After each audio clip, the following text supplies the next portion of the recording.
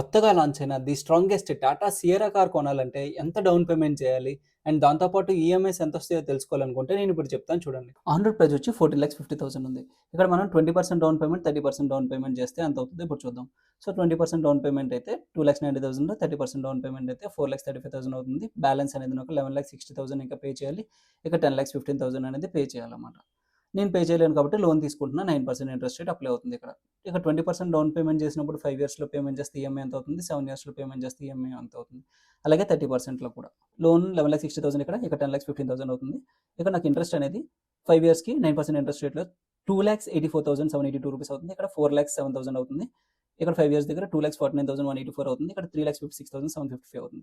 So total amount నేను interest plus loan అనేది ఎంత పే చేయాల్సి వస్తుంది? 14,44,000, ఇక్కడ 15,67,000, ఇక్కడ 12,65,000 దగ్గర, ఇక్కడ 13,70,000 దగ్గర అవుతుందన్నమాట. సో నేను మొత్తం ఇప్పుడు ఈఎంఐ చూస్తే నాకు ఎంత అవుతుంది? 14,44,782 డివైడెడ్ బై 5 ఇయర్స్ కాబట్టి 60 మంత్స్, అలాగే 7 ఇయర్స్ కాబట్టి 84 మంత్స్ ఉంటే నాకు ఈఎంఐ అనేది టోటల్‌గా 24,080 రూపీస్ అవుతుంది. 5 ఇయర్స్ దగ్గర 20% డౌన్ పేమెంట్ చేసుకుంటే. అదే 7 ఇయర్స్ దగ్గర 18,663 రూపీస్ అవుతుంది. 30% దగ్గర 5 ఇయర్స్‌కి 21,070, 7 ఇయర్స్‌కి 16,330 రూపీస్ అవుతుంది.